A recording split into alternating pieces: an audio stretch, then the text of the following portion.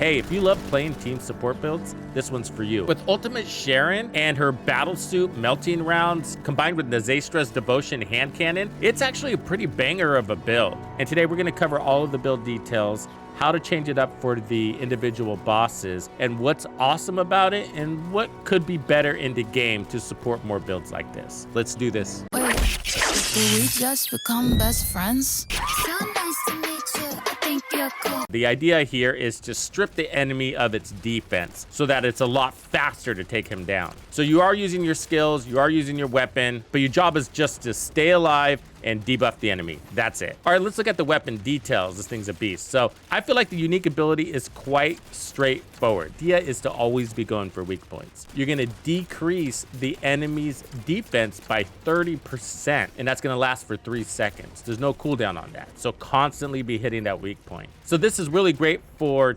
teams that are running things like the Enduring Legacy or the Piercing Light or whatever, something like that. Okay, as far as Sharen's build, this is all around Battlesuit Melting rounds. So it's playing into her number 3. They did buff Sharen so that her number 3 skill deals damage, but this is gonna take that ability away. And what it's gonna do instead is strip the enemy of their defense by 40%. And it's gonna strip their electric resistance by another 40%. So a 70% total decrease in the enemy's defense is significant, and why this build will be appreciated by your team. Okay, let's start with the weapon because this is half of the show. Nazeistra's Devotion is a hand cannon. This is what I recommend. Try to get bonus firearm attack versus Colossus. Your focus isn't to do damage, but you are constantly shooting the boss, so you might as well. Otherwise, crits and then firearm damage. Pretty simple setup. For the stats, it comes with a hefty crit rate and a pretty decent crit damage to start off with. And weak point damage is not too shabby. So you could definitely build into one or the other or balance it out. And that's what I've done here. I am leaning more into crits. So I have the usual suspects here, as you could imagine. So rifling reinforcement, action and reaction, but I'm not running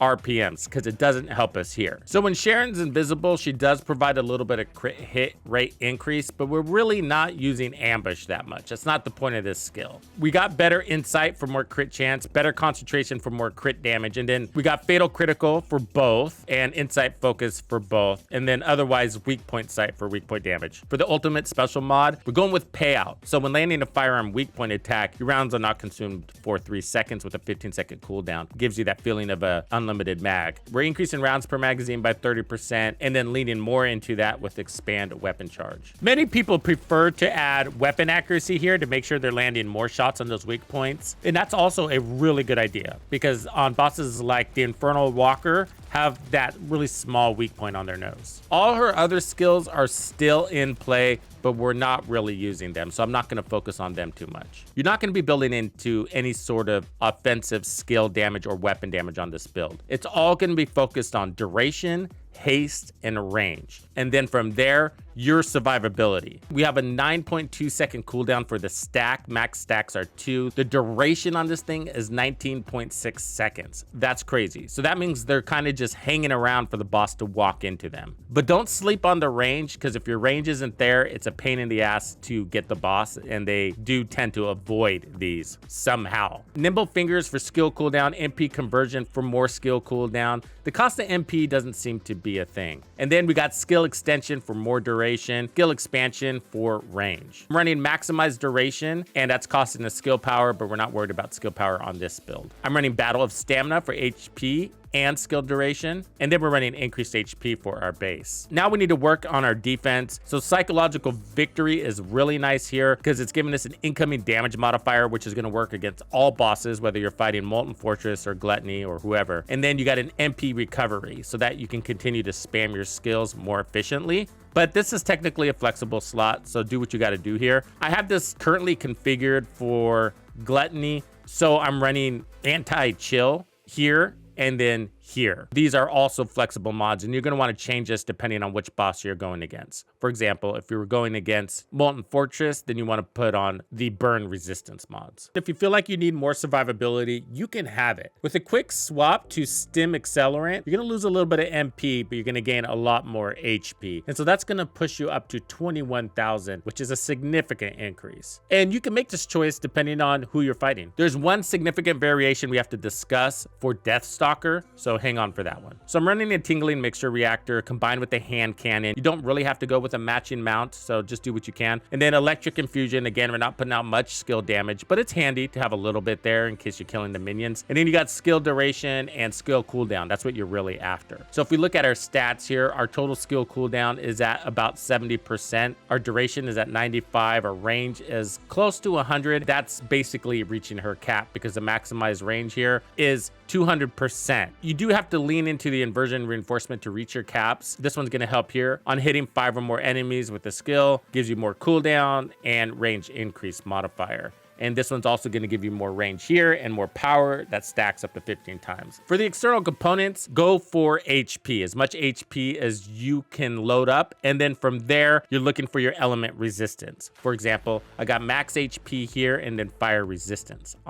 On the processor, I have max HP with toxin resistance. This does help a ton. We are playing in close range to make sure you land your shots and your skill accurately. Otherwise, defense and do not lay up on your MP recovery modifier. So notice I have no element resistance here because I cannot let go of that MP recovery modifier. That would be detrimental to your build. Max HP and then MP elements here. So overall, we're running 16,600 HP. So you're gonna want to change this build somewhat significantly for Death Stalker because she is a pain in the butt right now when it comes to the kind of damage she puts out, even more than Infernal Walker in my opinion. In prior builds for Death Stalker, I would go all HP and then shields and then run overwhelming shield. But since season 2, at least on Ultimate Sharen, I have found a more balanced build to be way better than that. This is what the reconfiguration of the build looks like for Death Stalker. It's utilizing all of the same slots, so you shouldn't have to put in more catalysts to make this configuration. So what I did is I took off skill extension and put on maximum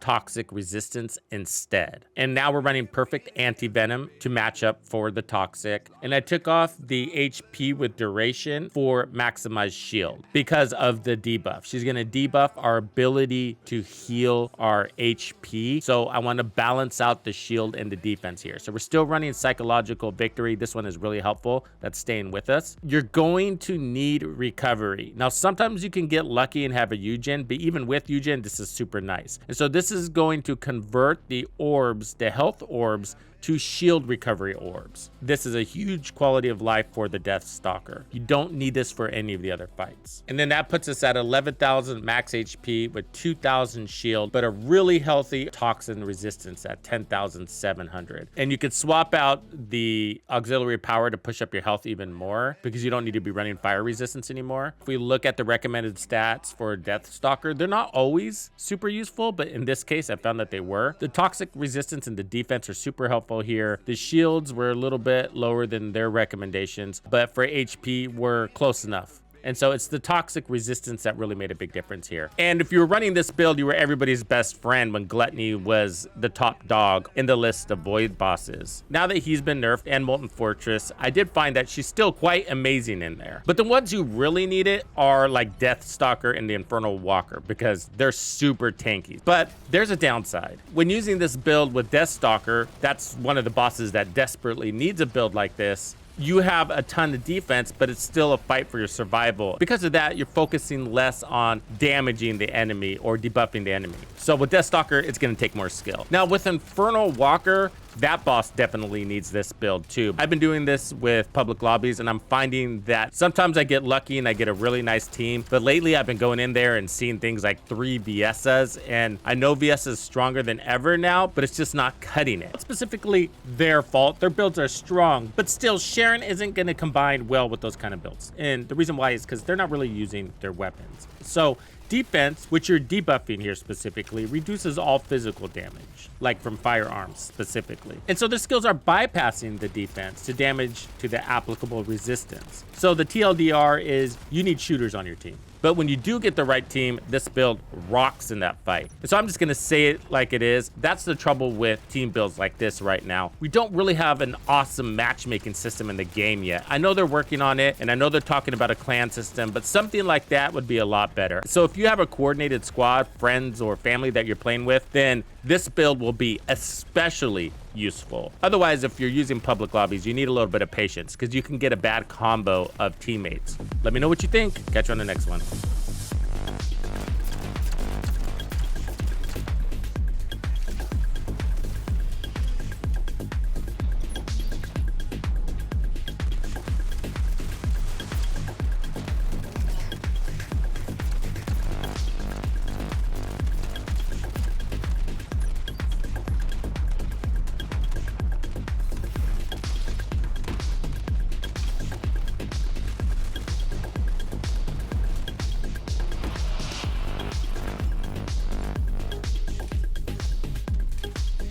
Thank you for hanging out with me. My name is Tuxedo Bandido. That's Tito Bandido. One and only. And this was another episode of The First Descendant. If you found this video helpful, subscribe, like, and turn on notifications to ensure you don't miss out on the fantastic experiences waiting for you in The First Descendant.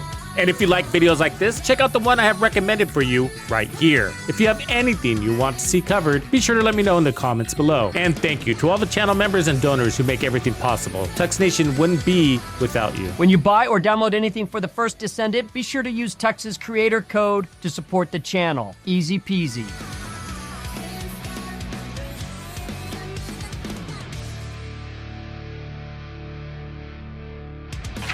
Follow me.